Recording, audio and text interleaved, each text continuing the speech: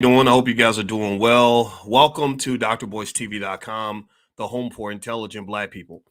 Today on drboycetv.com, we're going to talk about this recent report in which it was determined that various celebrities, multi-millionaire celebrities, received over $200 million in PPP grants, not loans, grants. I'm going to talk to you about this and sort of give you a perspective on what I think happened here and why your government is in serious economic trouble. So get comfortable, buckle up a seatbelt. We're going to get started on drboycetv.com right now.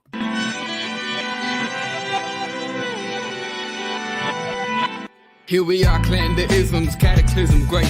Our people out here struggling, trying to make it in this state. Everybody out here doing it, but we the ones who late. Now family, we the ones who gotta delegate. Get that money in the power, never be fake. Stick to co-sign for 3. What did he say? Create jobs, support our own.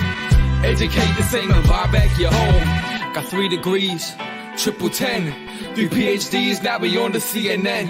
DBTV, let's talk about negligence. Ignorance is bliss, but we can turn it to intelligence. Believe none of what you hear, half of what you see. Let's break it down here on Dr. Boyce TV. Here we are. Welcome to drboycetv.com, the home for intelligent Black people. My name is Dr. Boyce Watkins. It's so good to see everybody. I hope you guys are doing well. Hit the thumbs up button right now if you could. Please hit that thumbs up button. Shout out the city you're from. Let me know what city you're from on this platform. We are B1. That means we are Black first. Black first means that we put our community at the top of our priority list. It doesn't mean we hate anybody. It just means that we love ourselves. And if you are Black first, put a B1 in the chat. Let me know that you are educating your kids. Let me know that you're planning for the future, because that's the only way you can be successful is by having a plan. So if you have a plan and you have a plan to be the man, you have a plan to be the woman, you have a plan to build your family, put a B1 in the chat. Also, give me a yes in the chat. Shout out the city you're from. I see Jay Bass. I see you in here. I see the Negro Unchained from the Twin Cities. Cameron, hello. How are you? Lovely Me from Philadelphia. Karen Perry from Long Island. B1 to you too. Miss Renee out of Chicago. God bless Chicago. Chairman of the Poor from Oakland, California. Pilar Thomas out of Vegas. Let's see here. Pilar says, I thought PPP was a loan. Yeah, we're going to talk about that. And so I see Miss Julia out of Harlem. Good to see you. Jermaine Trusty out of Camden, New Jersey. Good afternoon, everybody. Hit the thumbs up button. Thumbs up, share, subscribe. Hit that notification bell. That's really important, especially with Black channels. They get shadow banned easy. So we have to fight through that. So anyway, all right. So, so let me tell you what got my attention today. Apparently, there's this story, and it's surprising, but it's not surprising, right? It's surprising, but it's not. And let me tell you about this story. It is the one I'm reading here is from Business Insider. And they said that in 2021, Congress started a program to give grants to arts organizations affected by the pandemic. Insider found that some of the biggest grants went to arena-filling musicians like Post Malone. And there's some Black artists in here too. I see the name of Usher. I see Chris Brown. I saw Lil Wayne. You know, Cash Money Records is, I don't know. I'm hoping that ain't where they got the cash money from. I don't know, but I'm gonna tell you. So Patrick Evans, this is really fascinating. I'm gonna read more of this to you. It says one big name asset management firm secured more than $260 million in grants for its clients. So now remember, the grants are not the same as loans. Grants means that you get the money and it's just yours forever. And this was, of course, during the pandemic. I'm gonna tell you, the government really handled the pandemic very poorly. I personally will say that it seemed that they overreacted a little bit. Not that there wasn't a real threat, not that real people did not die, but they acted like everybody was dying. And I think that when you're forcing 20-year-olds to all go get a shot that isn't going to really save them from much of anything, I just think especially when you didn't plan it. Well, they call it the pandemic, but when you aren't prepared, when you haven't really gone through the proper channels, you haven't tested your drugs. You haven't properly set up the right systems to administer, whether it's the medications or the money or anything like that, you can understand how that could lead to a disaster. Give me a yes if you feel that the way the government handled the whole pandemic scenario was a complete crap show. I'm not going to cuss today, so I'm not going to say the other word I want to say, but it's not a crap show, right? Give me a yes if you agree that it was crazy. It was ridiculous. So anyway, I'm going to open up this article and read more of it to you. Hit the thumbs up button. Thumbs up, everybody. Make sure you do that real quick. All right, so it says early 2021 was a prosperous time for Austin Richard Post, better known as the sunflower singer Post Malone, a.k.a., modern day Elvis, because everybody takes our culture and then they make it white and they make more money than us.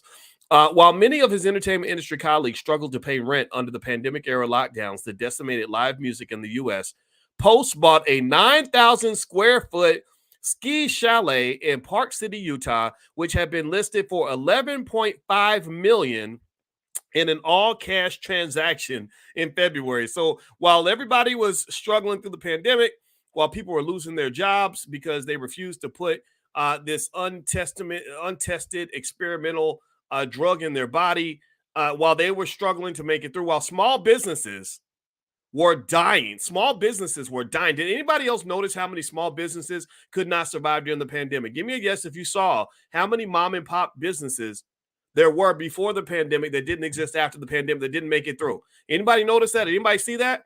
I noticed that in my community.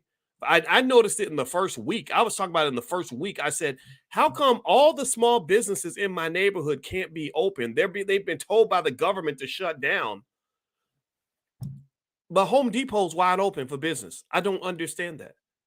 Why can't I go eat at my favorite restaurant right now? Because you're saying it's for my safety. I didn't ask for that protection, but you're giving it to me involuntarily. But yet, I see McDonald's and Chipotle open. I didn't get that. I still don't get it. Unless you assume, which would I think be an accurate assumption, that there are people who rig the game in their favor. And so in this case, you're talking about, so this guy Post Malone buys an $11.5 million house during the pandemic. They also said by May, he'd bought an industrial space in a Salt Lake City suburb that had been listed for $1.45 million. There, he opened a commercial forge to craft knives and swords as a hobby. Post representatives told the city's planning commission. So that was his hobby. That wasn't even a real business. This is during the pandemic, y'all. This is all right during the middle of the biggest economic crisis our country had seen for a while. He's balling out of control. They said, but later that year, a corporation controlled by Post successfully applied for a $10 million grant from a taxpayer-funded federal program intended to provide emergency assistance to help struggling arts groups recover from the pandemic. The program, called the Shuttered Venue Operators Grant, was a lifeline for the live entertainment business administered by the Small Business Administration. It doled out $14.5 billion to institutions like movie theaters, ballets, operas, talent agents, performing arts venues, and museums. Unlike the Paycheck Protection Program, which many venues did not qualify for, the Shuttered Venue Program was a grant, not a loan. Qualified applicants were eligible for up to $10 million with no obligation for repayment. Not one obligation to repay that money. This was free money. This was a welfare check. They were giving multimillionaires welfare checks. That's what it was. That's money. That's when you get money and you don't have to work for it.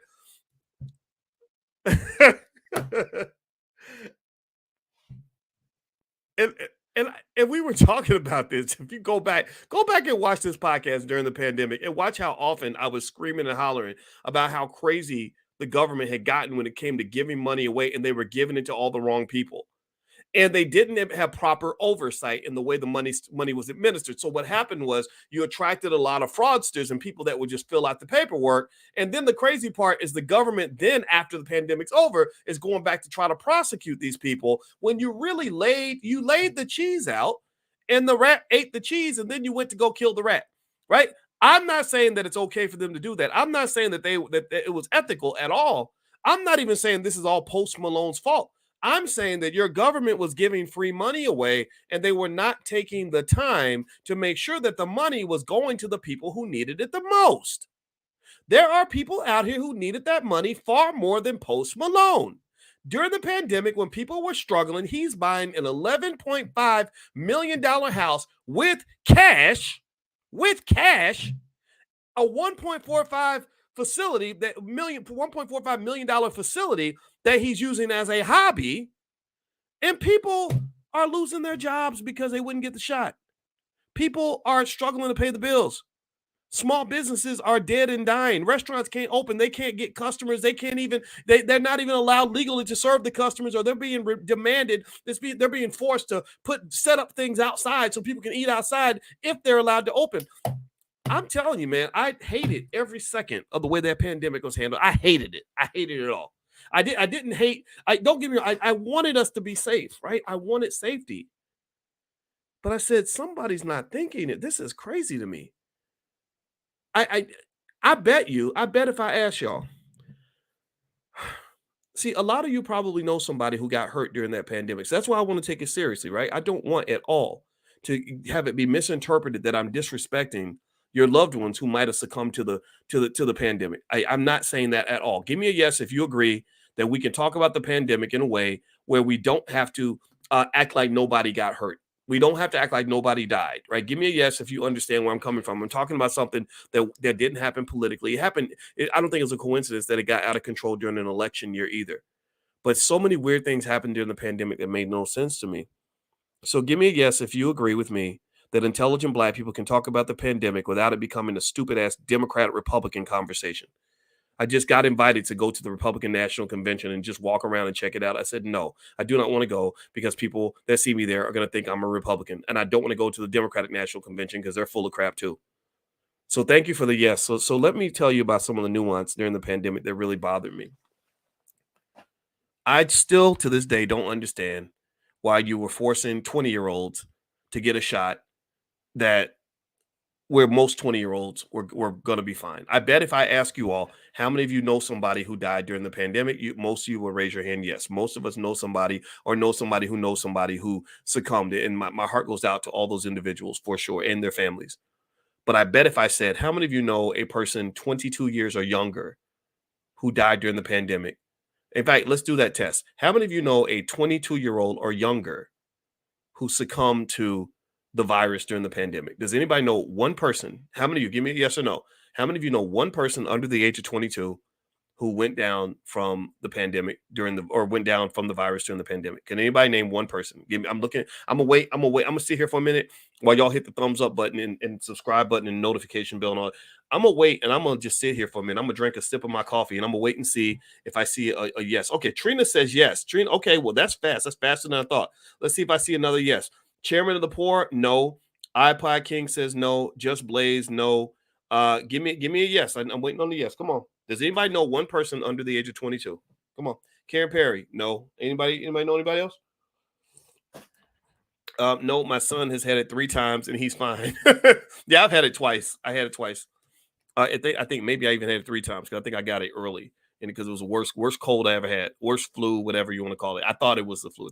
Derek says no. Okay, so here's my point. Here's what I'm trying to sort of lay into, because this is a mix between economics and health. The economics affects the health. In the United States, the poor handling of the pandemic was deeply connected to the fact that you have one of the worst healthcare systems in the world on a dollar for dollar basis.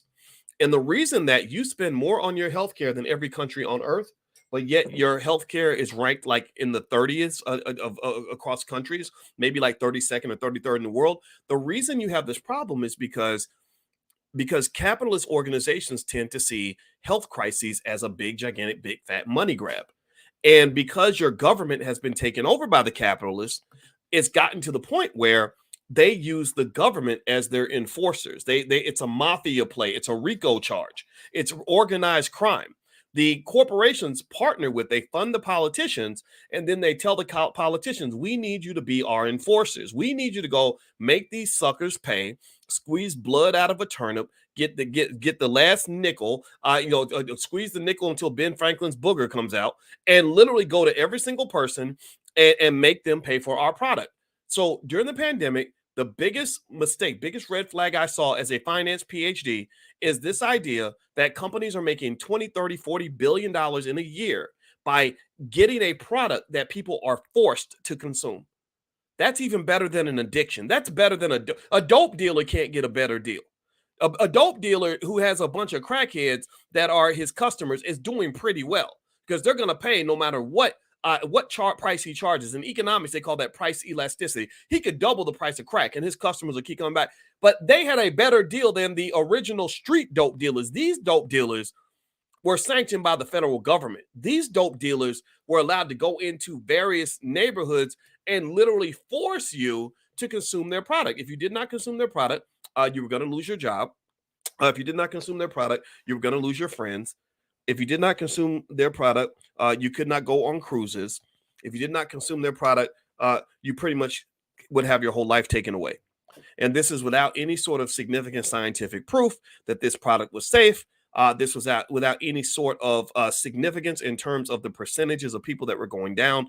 And what's fascinating to me also was that even for those that went down during the pandemic, don't you just find it very strange that the same pharmaceutical industry that will give you drugs to respond to a problem are the last ones on earth to teach you how to prevent having the problem in the first place?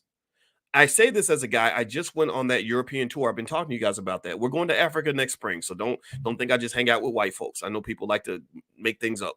But I went to Iceland, I went to Denmark, and I went to Sweden.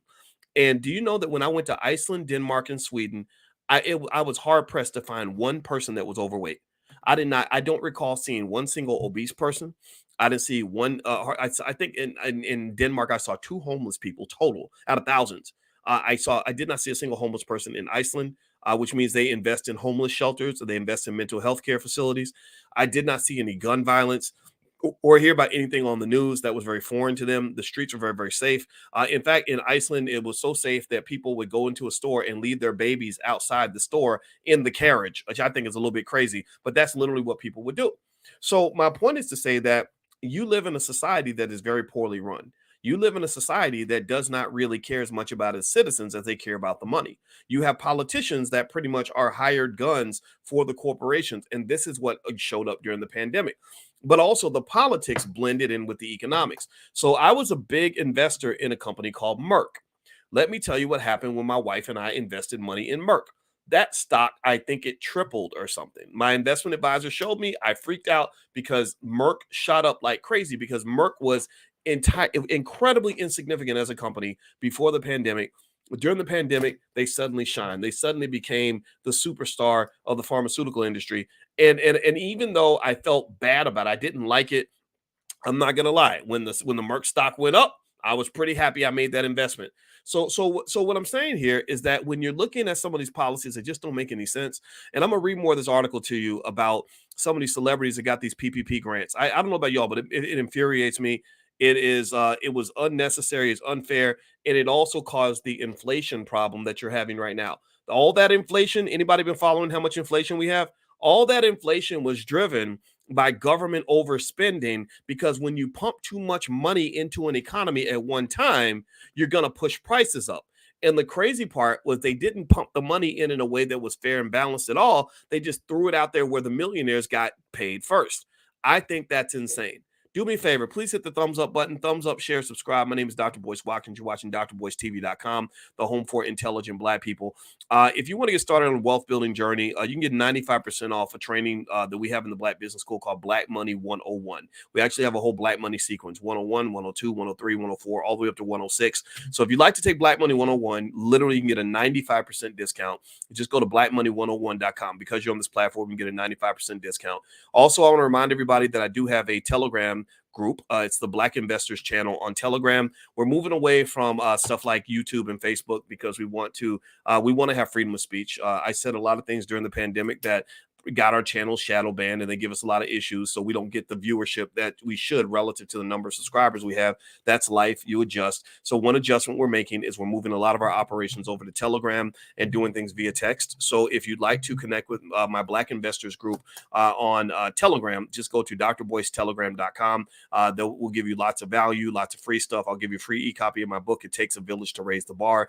I'll give you a free copy of my training on how to make money without working, and pretty much give you whatever I can do to help your life, make your life better. So feel free to go to drboycetelegram.com. And also this podcast is on Spotify, so that's another way for us to connect. Just look up Boyce Watkins on Spotify. All right, so let's hop in. So I was reading this article about Chris Brown and Post Malone and Usher and all these celebrities that got money during the pandemic. They got these massive multi-million-dollar PPP grants, not loans, grants. And it says here that, let's see here, quote, SVOG was there to save us and to carry us through, said Meredith Lindsay Shade, who was managing an off-Broadway theater company when the pandemic hit. But the Shuttered Venue program was also plagued by ineffective oversight, just like I was telling you guys a second ago, ineffective oversight and loopholes that allow some of the biggest names in the music industry to get huge payoffs, an insider investigation found. R&B artist Chris Brown got $10 million. Rapper Lil Wayne got $8.9 million. 90s rockers, the Smashing Pumpkins, got $8.6 million. So it's not just black people that were getting paid off of this. It was white folks too. And Nickelback, I have never heard of. Has anybody ever heard of Nickelback? There's some artist named Nickelback who received $2 million. All told, Insider identified dozens of corporations and limited liability companies controlled by high-profile musical artists that received grants through the program. A single financial management firm in Los Angeles successfully submitted grants on behalf of 97 artists, venues, and managers, amounting to more than $250 million in grant payouts. Insider's analysts found, including more than $200 million for big-name artists alone. Now, let me show you this image. They did a really good graphic of all of the artists that got a lot of the money that got paid. And let me know, can you guys hear me okay? Let me know if you can hear me, and let me know if you can see this when I put this on the screen. So give me a second here. I'm going to share the screen. Let me know if you can see this. And if you're on Spotify listening, which, by the way, we are on Spotify. Don't forget that. Look up my name. I'll just describe it to you. But here, can you all see this image? Can you all see all the entertainers on this list? Okay, so here is, let's see, Korn got $5.3 million. Father John Misty, I have no idea who that is. He got $1.7 million. Post Malone got $10 million. Vampire Weekend, that's weird. He got $8.3 million. His manager got $3 million. Usher got $3.1 million. Nickelback, $2 million. Becky G, $2.2 million. Looks like a wigger. Looks like a white girl trying to be black. Chris Brown got $10 million. Let's see, Steve Aoki, I think he's a famous DJ. He got $9.9 million. And now, mind you, these are millionaires. These are people, their net worths are over $100 million somewhere. Common, the rapper Common. I didn't see Common. Y'all see Common up there in the corner? He got $2.8 million. Let's see, Lil Wayne got $8.9 million. Leanne Rimes, $2 million. Slipknot got $9.7 million. He had a music festival that also received over $1 million. Melissa Etheridge, $3.9 million. Smashing Pumpkins got $8.6 million. So here's the thing. Here's the thing I'm going to say, and it's probably going to be a little controversial for some of y'all. I don't blame the artists. Don't get me wrong. It's not that I don't blame them. I do, but I don't blame them entirely. Okay, it takes two to tango. This was a RICO effort. This was a coordinated heist. I don't look just at the artists and blame them for taking the free money. I look at the government and say, what were you doing in the first place?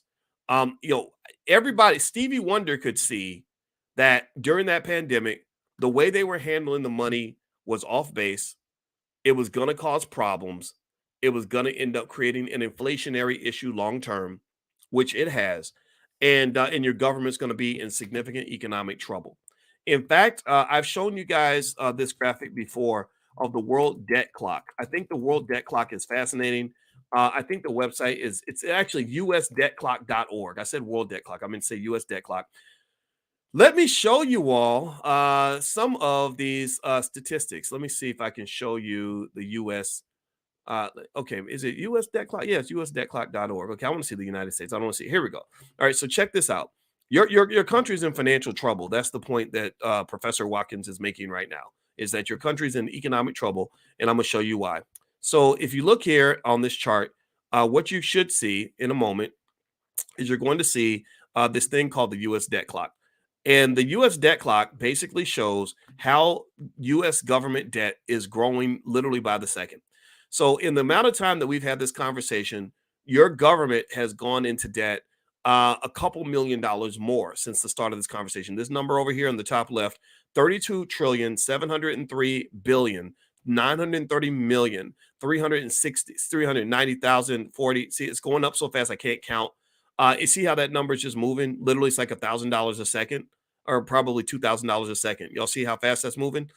Debt per citizen. This is how much you owe per citizen, and your kids owe all your babies, mamas, babies, daddies, cousins, everybody, all of y'all owe about $100,000 in debt because you're an American citizen. Every taxpayer owes $250,000. So you're $250,000 in debt just for being a U.S. citizen. Now, here's what's interesting, right? You know how banks look at things like a debt to income ratio? Give me a yes if you know what I'm talking about. So you have a debt to income ratio where you look at the amount of debt you have and you compare it to the type of income you have, right? So I want you to look at this. The U.S. debt per citizen is $97,000. Look over here in the green can you see where my cursor is? Give me a guess if you see that. Over here in the green, they have revenue per citizen. This is the amount of money that's being brought in terms of tax revenues. Do you see that number right there? How many of y'all see that number? 13,750. So you see that? So the amount of debt is $250,000, but the revenue per citizen, the amount of tax revenue being taken in is only 13,000. So I want you to imagine this. Imagine if you have a homeboy or a homegirl or a friend or whatever people call their friends now. Maybe homeboy is an old term. I don't think it is. I think all the old stuff is the good stuff anyway. Imagine if you had a friend and they said, I'm $250,000 in debt. And you say, well, you're $250,000 in debt. And they say, yeah, $253,686 to be exact. And then you say, well, how much money do you make per year on your job? And they say, I make $13,750. Give me a yes or no. Would you consider that person to be in financial trouble? If a person has $250,000 in debt and they have an income of $13,000 a year, would that be a problem, or would you think that was okay? What do y'all think? You think that's a little bit of an issue? Like, okay, we gotta address that. Like, or do you think like, nah, it's all good, homie. It's gonna be all right, man. It's gonna be good. It's gonna be good. What do y'all think? So I'm laying out this for you slowly because I want you to understand that you're on the Titanic. You're on an economic version of the Titanic. I think the United States is going to crumble under the weight of its own arrogance. I really do. I talked to you guys earlier. You were asking me about BRICS, Brazil, Russia, India, China, South Africa, and whether or not the BRICS countries could cause problems for the United States. I said, no, not right now, not in 2023. But you see, the difference between the United States and the BRICS countries is that the BRICS countries, at least some of them, they're long-term investors.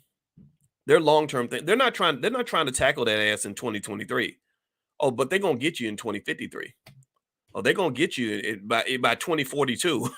So the present I'm not worried about so much. It's the future that you've sold and hung out to dry. Your children are the ones who are going to suffer with this. That's why I think it's very important for you to have your children learn a foreign language and expose them to the world. Get your kid a passport so they can realize that there's a lot of countries they can live in besides the United States. There's a lot of cities they could be in besides downtown Detroit. There's a lot of places they can go besides the end of the block. But if you don't expose them to that, then they're going to think that America is all they got. They're going to be like the voters who think that if you don't vote for a Democrat, you have to vote for a Republican. There's millions of people stuck in that matrix. I don't want your kids to be in the matrix. So give me a yes if you're going to expose your kids to the world. Remember that if I was to Google right now, the cost of a ticket to Ghana or Europe or wherever, or China or South America, I bet you I could find a trip that probably costs a little more than double the price that you would pay to go down to Florida, or a little more than the price it might cost to go to the Essence Music Festival. So what I'm saying to you is that instead of just going on trips to Disney World or to the Essence Fest, I'm just asking you politely, can you please take your kids out of the country and use that damn passport so that in the year 2060, when all of these chickens come home to roost, because it's going to be an army of chickens, they're going to come in, they're going to eat up everybody. And when the chickens come home to roost, your kids have an option. They have a plan B. They can go move somewhere else. Just tell me, give me a yes, you're going to do that. You have to think about these things now, folks. If you don't think about it now, it's going to be a problem. If you'll give me 1 second, I'd like to mention really quickly, could you, everybody, really quickly, please hit the thumbs up button, thumbs up, share, subscribe. My name is Dr. Boyce Watkins. You're watching drboycetv.com, the home for intelligent Black people. I have a new book out. It's called The 10 Commandments of Black Economic Power. And it's a best-selling book on Amazon. I also have a whole series of other books. I got the new Black Power 1 and 2, so you can feel free to take a look at that. If you go to drboycebooks.com, my kids who run our family business will ship the books directly to you. You can get them autographed if you'd like. All that's available to you. There's a Black American Money series I created. I also wrote a book years ago called Financial Lovemaking back when I was on the faculty of Syracuse University that talks about the overlap between love and money. So if those things are of interest to you, just go to drboycebooks.com. Also, the All Black National Convention happens October 20th through the 22nd in Atlanta, Georgia. The convention is the greatest gathering on the planet of intelligent Black people. It's a big fat family reunion. You have a ton of fun. And also we have over 40 experts from our community who care about solving problems for Black people. That's it. It's not brought to you by McDonald's, not brought to you by Walmart, not brought to you by Coca-Cola, not brought to you by the Democrats or the Republicans. It's brought to you by Black people. And so if you're into solutions, if you want to network with like-minded people, if you want to have some fun, come on out to the convention. It's going to be October 20th through the 22nd in Atlanta. The discounted hotel rooms are going to run out pretty fast, so make sure you go ahead and sign up now so you can get a discounted hotel room or at least reserve your room. And you can go to allblacknationalconvention.com. That's allblacknationalconvention.com. If you have a business, you can be a sponsor or vendor. You can advertise on this platform, and we can tell everybody about your business. So feel free to just go to allblacknationalconvention.com and take a look. Well, we'd love to have your support and have you be a part of it. It's awesome. Anybody that's in the chat that's been to the convention, say something in the chat so others can know that this is going to be the best experience you've ever had. It's literally that great. I guarantee it. All right. So let's hop back in. Let's finish reading this article here. So we're reading an article about all these celebrities who got millions of dollars in PPP grants, not loans, PPP grants during the pandemic. We mentioned the Black ones on this list were Chris Brown, Usher, Common, Lil Wayne, let's see. Let's see that. I think those are the only Black ones I see, but then there's a lot of white ones on here too. Leanne Rimes, Becky G, Post Malone got $10 million, Smashing Pumpkins, Slipknot. So a lot of celebrities benefited from the fact the government was giving money away like candy. Now, publicly, they said the bill that created the Shuttered Venues Grant was marketed as supporting behind-the-scenes workers at indie venues and small stages, not arena-filling musicians. So they marketed these grants as a way to help the workers. They market, and this is common in politics. They'll market something as if it's going to help the people, but it doesn't actually get to the people, right? And this is the flaw of we talk about trickle-down economics. Has anybody ever heard of trickle-down economics? Give me a yes if you've heard of that. Well, Reagan marketed trickle-down economics by basically saying that if we give money to the wealthiest people and the most powerful people and to the biggest corporations, that money is going to trickle down to common folk, right? That poor people are going to benefit if we make rich people richer because they're going to do what? They're going to create jobs and all these other wonderful things that rich people don't really try to do unless they have to, right? And trickle down economics. The problem with trickle down economics is it doesn't work in America because you have no regulation. You see, you got to understand when you put all the money at the top and you want it to trickle a certain way, you need something that is not provided in America, which is proper regulation. You don't have proper regulation because your regulators are controlled by the capitalists. So in a way, if you want to understand why trickle-down economics does not work, it is basically like we have three kids, right? We have the big one, the middle one, and the little one. So imagine if we went on a trip, me and my wife just left and said, here's $100 on the kitchen table. And we tell the oldest one, take the 100 and split it with your baby sisters. Do you really think that everybody would get the same amount of money? Yes or no? Do you really think everybody would get their fair share if we just walk out and leave and we don't regulate to make sure that the little one gets as much as the big one? Do you think that that everybody would get the same amount of money, or do you think that there might be some chicanery going on? Do you think that there might be something where the oldest says, well, I got a date, so I need 65, right? And then he needs 35, and then the middle one says, well, I gotta get me a new pair of Jordans, so I'm gonna take 25 of the last 35, right? And then the little one is like, but I only got $10, right? You're not going to have an equitable distribution of the resources if you don't have appropriate regulation to ensure that happens the way that it's supposed to happen. And so because you don't have proper regulation, what happens is that you have the powerful people that take advantage of the less powerful people, just like the oldest takes advantage of his sister, maybe. He's a good guy. I'm kidding. This is a hypothetical example. He's a very good kid. But seriously, or you have the smart people taking advantage of the not so smart people, the savvy types taking advantage of those who are less savvy, the dishonest people taking advantage of honest people. The list goes on and on and on. So effectively in the United States, trickle-down economics, here's the thing. Here's the point I want to make on this. Trickle-down economics didn't end with Ronald Reagan. Trickle-down economics wasn't just a Reagan thing. It wasn't just a Republican thing. It started as a Republican thing, but trickle-down economics became a very Democratic thing. I mean, you don't think that in politics that these Democrat and Republican politicians don't get elected by multi-billion-dollar companies that pretty much pay them money to do their bidding, pay them money to carry water for them. In fact, even if you think about some of these crazy indictments going on where everybody's trying to indict everybody else, I found it. My mother brought this up. Mama, if you're listening, I love you. And she mentioned, she said, how come all of the prosecutors that, or not all of them, but a bunch of them that they're putting on TV to indict Trump or happen to be black? Why are they picking the black ones to do this work, right? Why not have the white ones doing it too? And it's almost like there's just a process where they pick certain people to carry their water, right, to do their bidding. And so ultimately, I think that in politics, you also have to understand that starts from the top. The politicians are doing the bidding for the corporations, and then the politicians have their own pawns to do the bidding for the agenda, which ultimately filters back to making sure the corporations are good. That's why, for example, you can't declare bankruptcy on your student loans. There's not a single American anywhere on this planet that I know of who would ever want to pass a law that says you can't declare bankruptcy on your student loans. So you have to ask yourself, if this is a government for the people, and these laws are being passed that are clearly not in favor of the people, well, who asked for this? Who pushed the politician to do this? And why would they listen to those people who pushed them to do it? Well, the corporations pushed them to do it. And the corporation said, we need you to be our gangsters. We need you to be our hired guns. We need you to be the enforcers in our mafia. So we need you to go to the people and force them to pay back their debts. Tell them, if you don't pay us back, we're going to break your legs. That reduces risk for us. That allows us to offer more loans at whatever interest rate we want. And we're going to pass them out to 18-year-olds who don't know their butt from a hole in the ground. Think about this. Think about how crazy it is that an 18-year-old can sign a piece of paper and borrow $250,000, but that same 18-year-old can't go borrow $25,000 to start a business. Do you ever think about that? Or am I the only one who has weird thoughts like this? Think about this. They'll give you $250,000 to get a college degree that will get you a $40,000 job, but won't loan you $25,000 that could put you in a position to possibly be a millionaire by running your own business.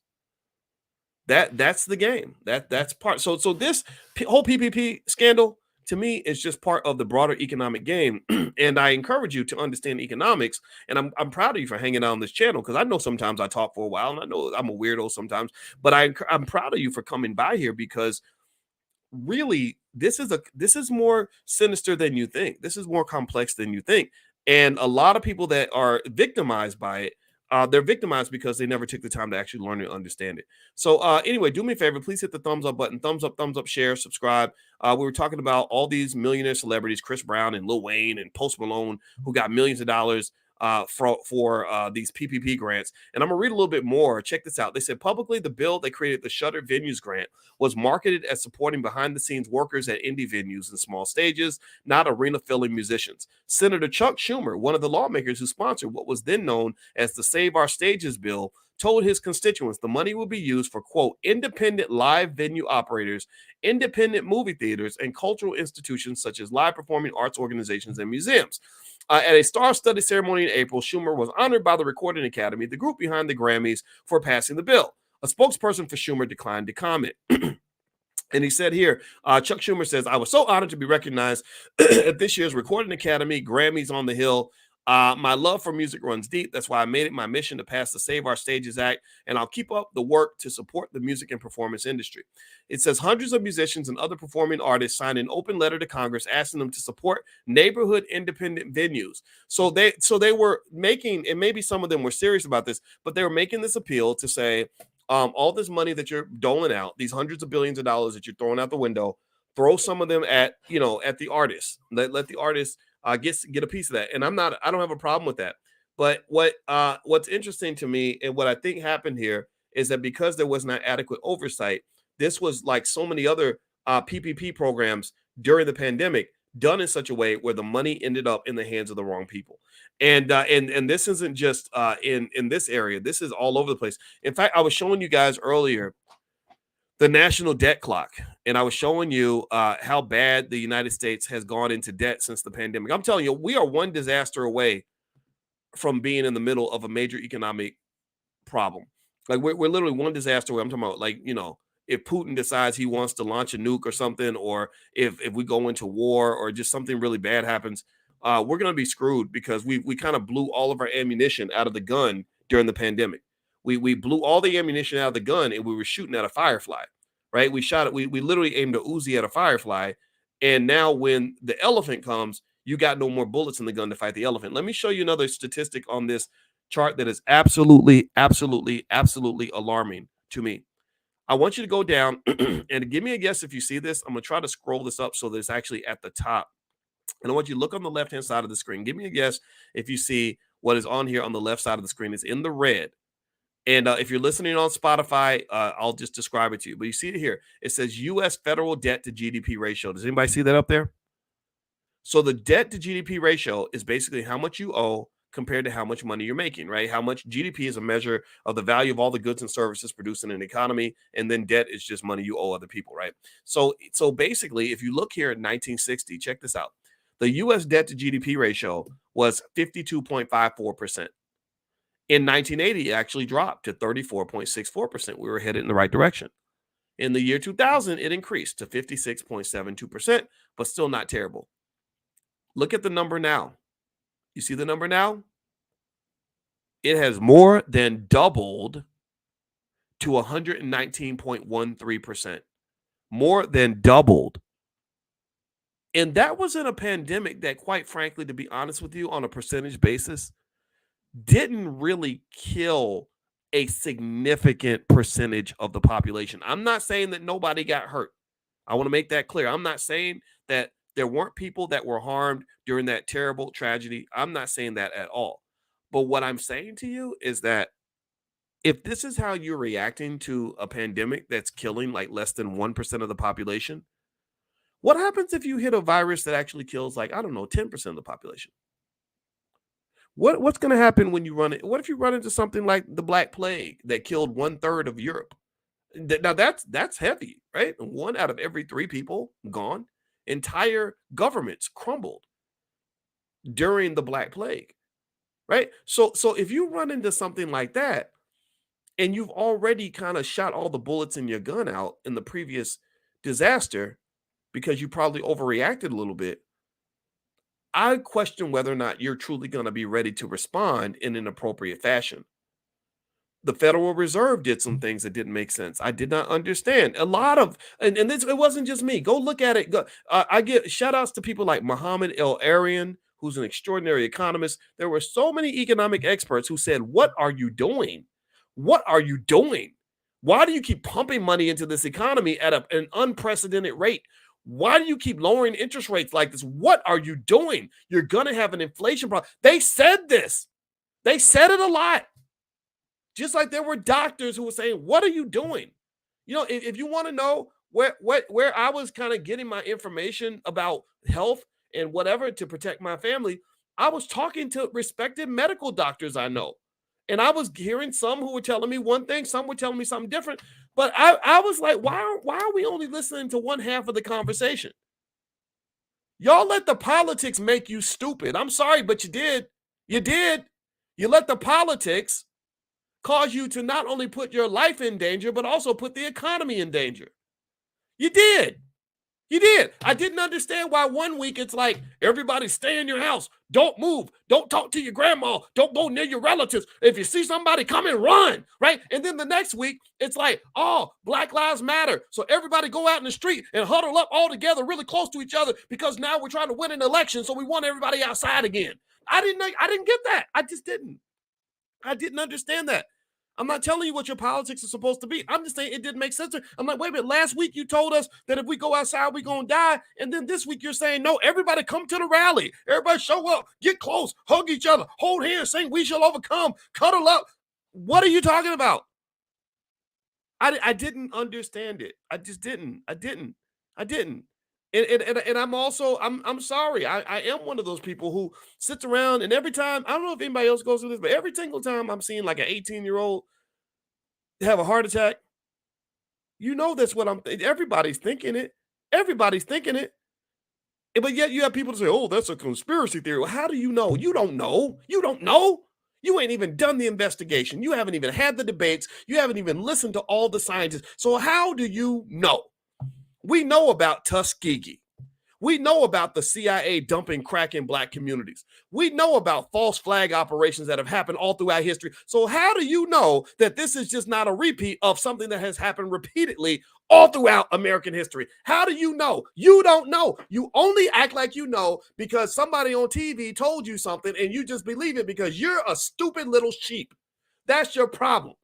I'm not mad at you for disagreeing with me. I'm mad at you for not doing the proper research so you can make an informed decision about the health of your family and your financial security long term. I don't understand that. That's what I'm mad at you for. I'm not mad at you for disagreeing with me. I encourage you, please debate. You're supposed to have debate. It was ridiculous. So when I see what's happening now, all the chickens are coming home to roost, y'all. All the chickens are coming home to roost. Now you got all these. We just announced a federal indictment against such and such a rapper or so and so who played for the Buffalo Bills who got $10 million in PPP loans and bought a Rolex and a Bentley. Well, of course he did because you weren't checking nobody's paperwork. You weren't properly regulating where this money was going. You weren't putting checks and balances in place. So all this money was literally you were writing blank checks. What were you thinking? What was wrong with you? So I'm not saying that he should have done it. No, he shouldn't have done it. But you did. You set it up. You put free money on the street and he went and picked some up. Now you're trying to act like he's the only person in this process that engaged in unethical behavior. That is simply false, inaccurate. It is wrong. And I really want to say how much I respect those of you who are speaking up about this. I'm not telling you, I want you to have your diversity of perspective. I have to keep reiterating that. You know, at the All Black National Convention, right during the pandemic, we had people like Dr. Christina Parks and Rizza Islam there, but we also have medical doctors at the convention who said, you know, you should go get this shot. Because I think if you care about the health of people, you should hear all the perspectives, and we weren't doing that as a country. You were hearing the perspective that put the most money in the pockets of big pharmaceutical companies. And they have a long history of putting the health of the American people secondary to the profitability of their organizations. That's why big pharma companies are being sued for the fact that they've got so many millions of people addicted to OxyContin. Has anybody seen how bad the opioid addictions have gotten from legal drug dealers? Y'all got us all caught up in the corner boys on the street making a couple dollars, selling a couple grams. You got big pharma companies that are mass producing drugs to the public that have created a condition that has become a threat to national security. Like, you do understand that now the military can't even recruit young people no more because of all these addictions to opioids and everything. You do understand that there's certain places you can't go now without having people addicted to all kinds of oxy and fentanyl and everything else. And it's spilling over into your community too. Because you got rappers getting paid to promote drugs to black folks. You got rappers getting money telling young black kids to get hooked on dope. You got black folks didn't know. Charles, I forgot his name. The brother Charles, he used a lot of profanity, but he said something that was really good that made a lot of sense. I can't remember his name. Y'all give me his last name. His name's Charles something. He cusses a lot. And he said before they started talking about the fentanyl and the oxy and all that stuff, black folks didn't know nothing about that. We didn't know nothing about all that Percocets and all that until you rappers started taking money from other people to promote things that are going to destroy your kids before they have a chance to be successful.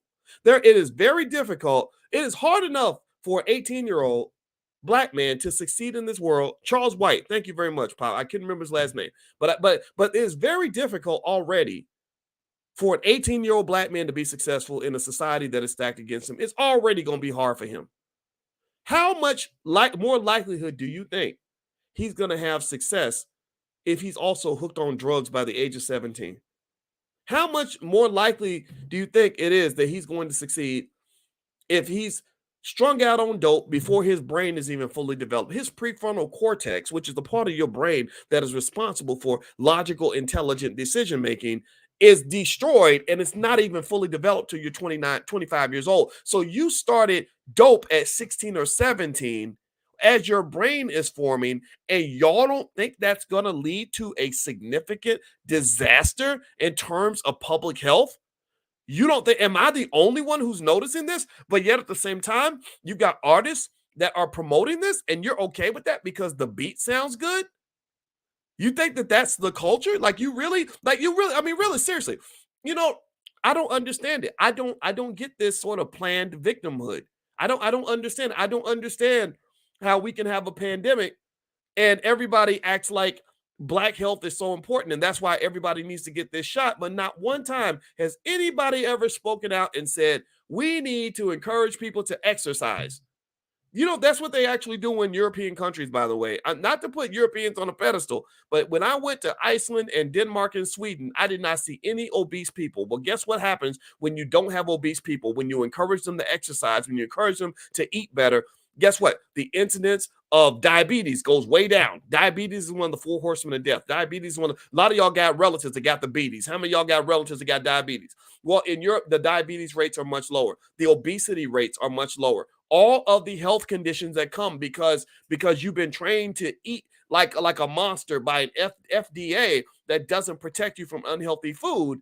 All that stuff leads you right into the hands of big pharma so they can milk you economically be on your way out the door. They will watch you die a slow death so they can extract all of your money out of you, giving you one pill after another when half of those pills could have been prevented if somebody had just told you to eat better and do some damn jumping jacks back when you had the ability to stand up and take care of your body.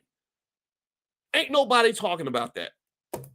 Instead, I got to deal with stupidity where people are like, you're a sexist because you said that Lizzo shouldn't be promoting obesity. I did this because I want Lizzo to live. I don't think black people are better off when we weigh 400 pounds. What makes you think that that's body positivity? There's no. I know the money's good in killing yourself in public. I know that there's big money in giving your people a terrible culture. I know that there's big money in doing things that are dastardly and ridiculous and embarrassing and horrific. I know that you get paid well for that, but I need you to look past the money and understand that somebody's got to speak up on this nonsense because it's stupid. It's crazy. It's ridiculous. And then when a black person dies, in the pandemic, he dies because he weighs 400 pounds, got diabetic, heart disease, huffing and puffing, all this other stuff. Then you're like, oh, well, that's the racism, y'all. It's the racism. That's why we got to vote for the Democrats, called the racism. The racism. Black Lives Matter. Black people is dying. It's the racism, y'all. No, it probably also had to do with all them buckets of Popeye's chicken and all that encouragement we gave, telling this obese man that he's being body positive by doing absolutely nothing to confront his addiction to sugar, right? Like you can't encourage things that lead people to die and then be sad when they die at the same time. That doesn't make any sense. Why would you be sad about something that you were cheering on 10 minutes ago? I don't understand that. 10 minutes ago, you were cheering on the fact that that black woman was trying to gain as much weight as possible. And then now you're sad because she dies and you say that it's all due to racism. And that's why we all got to go vote for the Democrats or whatever stupid solution you laid out, or why we all got to get a shot. No, I want that person to live. And I'm the person that says, you know, the best way, y'all know the best way. Let me tell you this. I'm going to tell y'all a little secret as a mathematician. It's going to blow your mind. It's going to blow your mind. Because that's, as a mathematician, that's what we did. I taught math at the University of Kentucky, and we had to solve really hard problems. And do you know what I learned from solving math problems? Two things I learned from solving math problems. Number one, to solve a problem, you actually have to solve it. You can't cry about it. You can't whine about it. You can't sit there and scream Black Lives Matter and think it's going to get better. You can't hold hands and sing We Shall Overcome and hope the problem gets better. You can't blame the problem on racism. You can't say, well, the racist is the one who made 2 + 2 = 4, and that's just unfair because it really should be 37. You can't do that. That's the first thing I learned. Second thing I learned about a problem, this is going to blow your mind, it's going to freak you out, is that the best way to solve a problem 9 times out of 10 is to prevent the problem in the first place. Oh, God. Oh, mind-blowing, right? Mind-blowing. Amazing. Oh, my God. You mean if we prevent the problem, then there is no problem, which solves the problem. How about that? Tell me that. Does that blow your mind? I don't know. I'm kind of freaked out by that. So a lot of the problems that you create, see, you got to understand, I'm going back to racism/capitalism. We read Powernomics every Wednesday night, by the way. Follow me on my Telegram channel, and I'll send you a link when we do our Powernomics trainings and stuff like that. We're reading all of Dr. Claude Anderson's books out in public. I've been reading these books to you out loud for years. Shout out to Dr. Claude Anderson, by the way. His website is powernomics.com. But go to my Telegram page. There's the link, and I'll send you the link to join us on Wednesday night. And one of the things about capitalism and racism, because they kind of work together, is that a lot of capitalism is designed to use racism to create a problem, an expensive problem that you have to pay somebody else to solve. Do you follow what I'm saying? A lot of the goal of capitalism is to use things like racism, or it could be sexism, it could be whatever. Capitalism don't care. Capitalism don't really care a whole lot if you're black or white. They just take advantage of you if you're vulnerable, right? You could be a woman, you could be poor, whatever. They're just like, we'll screw everybody. we don't discriminate. So the thing about capitalism, this is why, for example, they will sell you big sugary donuts in the front of the grocery store, but then sell you diabetes medication at the back. And because the only way they can sell you diabetes medication is if you got diabetes. If everybody's healthy, if they solve the problem, then they're out of business. So they need you to get the beaties so that you can go eat the Wheaties, right? So they need you to get the beaties so you'll eat the Wheaties. They need you to get the illness and they'll charge you for eating the food that will make you sick, right? So you're going to pay for them donuts. And then as you get sicker and fatter, they say, go, fat girl, go. Go, fat girl, go, right? They want you. That's body positivity. And you working it, like shaking your jelly rolls and everything. And then when the fat girl routine doesn't work anymore because now you're 50 years old and you're diabetic and obese and you got heart issues and you got to go to the doctor every single week and you got asthma and all these other issues because the pandemic is coming in, now you're worried that it's going to kill you. Well, then they say, here's a pill, here's a shot. Take this pill, take this shot. That'll be $495.18. Or get this surgery. That'll be $18,292.47. But your insurance company's going to pay a big chunk of that, right? So ultimately, a lot of capitalism is driven by the fact that there are problems that they simply do not want to solve. That's my point. It's all part of a system. It's part of a process, right? So ultimately, what my perspective on this is you can call this advice. I don't typically give financial advice because I have to be careful because some people think that if I tell you about a black owned business that I'm endorsing it, so I want to make it clear that I'm not doing that. But this is the case where I'm actually going to give you advice. If you want to really live a good, healthy life, you've got to sort of look at these systems and get away from those systems. Like you have to kind of say, okay, this is the solution the government gave me. This is the solution corporate America gave me. This is the solution my brainwashed parents might have given me. But I'm going to go find a solution that prevents the problem in the first place, right? Like, so if the problem is health, for example, since we're talking about health, let's focus on that. Then I'm going to go and find out all the ways that I can avoid even having the health problem in the first place that's going to yank money out of my bank account as I'm growing old and dying, right? So that effectively means that you're going to have to find a solution that isn't going to be given to you in school. It's not going to be given to you in the media. It's not, nobody really markets, healthy exercise programs or anything like that. Even Michelle Obama, did y'all know that Michelle Obama, when she came into the White House, remember when she was all big about like getting healthy and eating right and everything else? Remember that? She used to talk about that. She used to talk about, like how she liked McDonald's French fries, but she couldn't eat them because it would make her fat or whatever. Well, when the food industry stepped in, they said, we want to help the first lady with her campaign. Well, suddenly Michelle Obama stopped talking about what food you should eat. She stopped telling people not to eat McDonald's French fries because they told her that's a no-no. You can't do that. She stopped telling people not to eat sugar. She just started talking about exercising. So basically, it's like keep eating the sugar, keep getting fat, keep getting overweight, and then just go do some jumping jacks and it's going to be okay. Well, clearly that doesn't work because if you look across America, I could point out, I bet if I could Google, let me see here. Do me a favor, please hit the thumbs up button while I do this. Let me look at obesity statistics in America. Let me see. Hit the thumbs up button, by the way. Please hit the notification bell. And also, you can follow me on Spotify and listen to this podcast on Spotify as well. They said, now this is just 2017. The obesity rate in the U.S. is about 41.9%. So 41.9% of Americans are obese. And they actually said in March of 2020, they claimed the U.S. obesity rate actually went from 30% to 41.9%. So I guess, here we go. Okay, so from 99 to 2000, it went, from From 2000 to 2017, I'm saying this all wrong, it went up to 30%. And then over that next 3 years to the pandemic, it went up to about 41.7%. Let's see here. Yeah, the same data suggests that 19.7% of adolescents and children, 14.7 million individuals have obesity. So 20% of your kids are obese at the prime of their life, at the time where they're supposed to be in the best shape of their lives, everything else, 20%. And again, when I went to Europe, I didn't see hardly any overweight adults. I didn't see hardly any overweight senior citizens. A lot of people were riding bikes, and they were eating different. They would eat even the same food, and they wouldn't get as fat as we do because there's different ingredients in the food. I ate like I normally eat when I went to Europe, and I noticed that I was actually losing weight. I wasn't, so there's a difference there in terms of the food. Again, this is all due to capitalism. So effectively, I'm not saying capitalism is bad. I'm saying that when it comes to what's best for you and your family, you have to basically replace the government. That's my point. You have to be the government of your family. Three major systems I'm thinking about right now are health.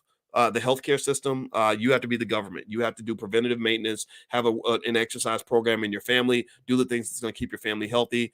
That's going to help you not just in terms of health, but it's also going to help you in terms of wealth. Number two would be the educational system. I don't really care if it's Democrats or Republicans running the public school system. Chicago's full of Democrats. Most of our kids coming out of Chicago public schools are not adequately educated. A large percent of them cannot read. So I don't care if you're a Democrat or Republican. If you're ruining my child, I want to find you and kick you in your face. And so I think that you have to be the primary educator of your children. That means talk to your kids, have them read books, bring them to class, whatever it is. We have plenty of free stuff in the Black Business School. You don't have to pay us a nickel. If you want to pay us a nickel, that helps because we're trying to do things. We're trying to reach the whole entire world. But believe me, a big chunk of those dollars gets reinvested right into the community. And then the third piece is the economic system. I believe that Black people should be the number one group of people on the planet when it comes to creating new businesses. Black women, by the way, are already killing it. Black women out there, shout out to y'all because you are leading the world in terms of education and business creation. The only thing I want to add to that, the encouragement I want to give you, because I'm not one of those men that gets jealous of Black women that are winning. I'm not one of those men that's going to sit to the side and get mad at you because you're doing well. I'm not one of those guys that's going to talk crazy about you because I got a wife who's in the other room working right now, who's kicking ass and taking names, and I just say, go, baby, go. So here's the thing I want to encourage Black women to consider, and also the men who are also doing the same thing. I see Dr. Vibe in here. He's a great brother. Everybody should follow Dr. Vibe, by the way. He's a smart brother in Canada, and we need to follow smart people. So follow Dr. Vibe if you see him in the chat. And Dr. Vibe, say your name in the chat so people can see you. I want you to click on his name, and I want you to go follow him, please, because I want these men and women that are doing the right things to get the support they deserve. So two things I would encourage Black women to consider as you are leading the world in education and also in terms of business creation is this. In the educational space, make sure that the education isn't just designed to get you a better job. If you are that smart and hardworking and that intelligent, which you are, at some point you should have some things that you own that will become part of your legacy, something that you can pass to your children. So don't get caught up in the whole job race aspect of education where you're going to formal universities, going deeper in debt, because that's what's happening. The Black women have the highest student loans because they're the most likely to go back to school. They're the most likely to go get a master's degree, most likely to go get that extra degree that's going to get them more money on the job. So you got to be mindful of that debt. So that's also another thing I would consider and I would throw in there is look at online education, look at informal types of education. Or join groups and things like that. You can learn more from a good group of people that know what they're talking about than you can from some college professors. Take it from me. I'm a college professor. I've taught on many campuses. I told you guys this. Indiana University, University of Kentucky, etc. Professors are good, but on campuses, they're a little expensive and they don't always have what Black people need in order for us to be successful. So sometimes they're teaching so much out of a book that they don't understand the real world that you're actually experiencing. So I encourage you to look at those alternative sources of education that will give you the training that you need to do what you got to do to become the builders that I believe that you can be. The second thing I would encourage those sisters that are starting the businesses is we've got to inject this in our DNA. We need to really literally inject into our cultural DNA a fundamental understanding of institution building that starts with our children at a very early age. A lot of us are creating businesses that don't succeed because we don't know what the hell we're doing. Right? Anybody know what I'm talking about? Give me a yes or you know what I'm talking about. Where you're a first generation entrepreneur. Nobody in your family has ever done it. You feel lost every single step of the way. It's extremely hard. You know, and then you finally create a consulting firm. Like everybody becomes a consultant because that's easy because you can lean on what they call your human capital. You lean on your skill and your experience. And so you become a consultant and you're helping people do something, right? Which is good, right? But then what unfortunately happens is that you become like the other 99% of all Black businesses that are one person operations. It's just one person working their butt off who has the fortune of having bought themselves out of a job, but they don't have that ability necessarily yet to take things to the next level, which is where you've created dozens, if not hundreds of jobs for other people. These are specific skills, like being raised to be a hitman. There was a movie about a hitman, they said, well, what do you do for a living? He said, I have a specific set of skills that will allow me to kill your ass if you mess with me, right? It's like, you know, that guy, I forgot his name, that does all those movies, Taken and stuff like that. He talks about having a specific set of skills. So to be an entrepreneurial or to be an economic ninja or an economic warrior, that requires a specific set of skills that I believe we should be born with or we should get from an early age. You know, just like learning how to dance like a Black person, learning how to play football like a Black person, learning how to, you know, become a cheerleader or whatever. All these are certain skills that you have to have specific training for. It does not happen in a generalized context or whatever. So here's what I want you to do for your kids. This is what my point is. My point is that we can get ahead in this game, but I believe that we have to make a consistent and a conscious effort to raise our kids different. That means, you know, teach them in a way where from the time you're 7, I'm going to do what they do at Harvard and Yale. I'm not, or what they do in wealthy families. I'm not going to even really talk a lot about teaching you how to be somebody's employee. That's up to you. You can go figure that out on your own. That's easy. Instead, I'm going to raise you as if you are going to be a boss or a manager of other people. That means I'm going to give you certain skills like relationship management, how to form healthy relationships with people so you can form adequate business partnerships so the people that work either above you or below you will want to be around you, and therefore you'll have opportunities to make money. I'm going to teach you delegation. You know, if I have a big job to do, am I going to just become the super slave who does all the work myself, or am I going to learn how to have a system and a process where I can delegate things to other people so that I can get 10 times more work done with half the effort?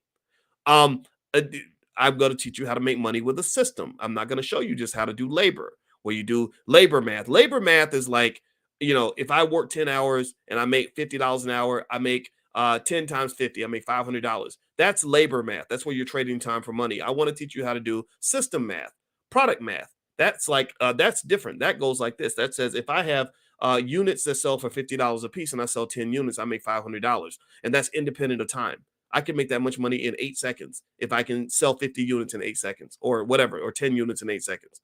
You understand? So really, I personally think that this, by doing this, right? And then also we have other things, and you know, like the $5 a day investing plan in the Black Business School. What that does also is that will give your child the capital base that they need to make these moves, right? So to be a boss, you kind of have to like have resources like a boss, right? Like you have to make moves, you got to have chess pieces that you can move, right? So your capital base, which comes through things like the $5 a day investing plan, which I'm hoping everybody will consider. Just go to my Telegram page. I'll give it to you for free. I'll put the URL on the screen. It's drboycetelegram.com. If you're listening on Spotify, that's where you can go get it. And so here's what's occurring, right? I saw this video that was really funny where a woman said she was trans financial. And she said, I'm a rich girl in a broke girl's body. And she said, and it is so hard to be a trans financial, right? Because I'm a rich girl in a poor girl's body, right? And so that's effectively what can happen if you're raised to be a boss, but you don't have a capital base. If you have no money to invest, but you're thinking like the person who wants to be the CEO, who wants to run everything, it's very, very frustrating. So don't make your children feel trans financial. Train them to be bosses and then give them the resources to be bosses. Train them to drive the car and then build them a car. So the $5 a day investing plan, I've talked to you guys about this extensively. I won't reiterate it today because we talked about it this morning. We do money in the mornings with Dr. Boyce. I talked about it this morning. Just go to drboycetv.com if you want to see that video. Basically, by doing that, what you're doing is you're really helping your kids win the game that's going to be really hard for you to win. They're not going to show up a day late and a dollar short. They're going to have all the skills that they need in order to build wealth. They're going to have the discipline, and they're going to have the resources. And what happens when you start all this at the age of 10 is very different from what happens when you start all this at the age of 40. You get what I'm saying? Give me a yes if you follow what I'm saying. Okay. So I know we started off talking about what the celebrities are doing and all that, but every conversation we have, I try to bring it back to you because you're more important than any of these celebrities anyway. And I want to make sure that we remember that. All right. So if you could, please do me a favor, hit the thumbs up button, thumbs up, share, subscribe. Just a reminder, I'm going to be in Milwaukee for a hip hop week next week. So if you want to join us, just go to my Telegram page, drboycetelegram.com. I'll get the flyer from Milwaukee and put it in there. I'll also put it up on my Instagram. My Instagram is Dr. Boyce Finance. So if you go to my Instagram, I'll put the information up there as well. In addition to that, this weekend I'll be in Atlanta. For the B1 movie, I'm going to do a workshop on Saturday. It's directed by Rick Mathis, stars Dr. Claude Anderson, Riza Islam. A lot of great people are in this film. And we spent 3 years making this movie, so I hope you'll check it out. And that's going to be at the New Black Wall Street. It's going to be a 4-day event. I'm going to be there for just 2 of the days. I'll be there Saturday and Sunday, but Rick will be there for the whole 4 days. Riza is going to come through, Les Brown. A lot of great people are going to be there. What else? Also, I'm going to be in L.A. September 8th. So if you want to join us in LA, follow the Telegram page or the Instagram, or you can get on the text list, and I will text you out that information as soon as those tickets are available. You can text the word stock to 31996. I'll send you profit alerts. I'll send you our $5 a day investing plan. I'll send you a training on how to make money without working, a lot of good stuff. So just text the word stock to 31996. I'll also send you special announcements. That's going to be September 8th in LA. I'm looking forward to going to LA because I'd like to talk to some of the people that are connected to the writer's strike, the writers and directors and producers. I think that unfortunately, I think that a lot of people in Hollywood, especially Black Hollywood, I don't know if you truly understand how talented you are. I don't know if you truly understand how valuable your talent is. And what I think about the Hollywood writer's strike that's fascinating to me is that you have these people kind of scrapping and fighting over what is basically a dying business model. Hollywood is not the only place where good content is being created. There's a ton of good content with millions of viewers being created online and in other places. There are movies being made that have nothing to do with Hollywood. And I really would encourage anybody that's sort of stuck in the rut of the writer's strike to really take the time and understand that you are among the most skilled people out here in this society. When I've went to LA and made movies and hung out with writers, directors, and producers, I was always impressed by the fact that a lot of the actors I knew were the smartest people that I'd ever met. They could memorize these big, long scripts. That's really hard to do. They were the hardest working people and most disciplined ever. It really takes a lot of discipline to play a character and to, prepare for a scene and all that stuff.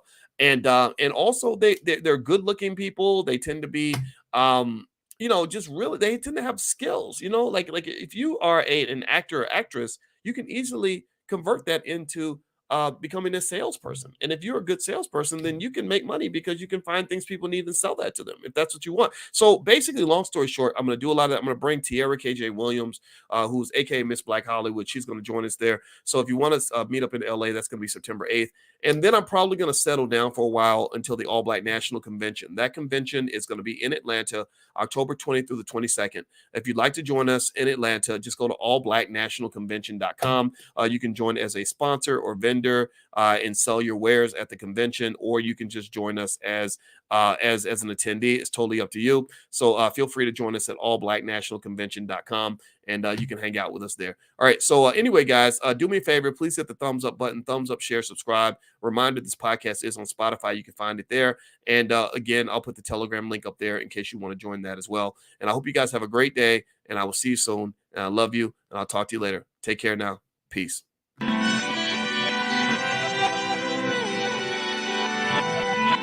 Here we are, clan the isms, cataclysm great. Our people out here struggling, trying to make it in this state. Everybody out here doing it, but we the ones who late. Now family, we the ones who gotta delegate.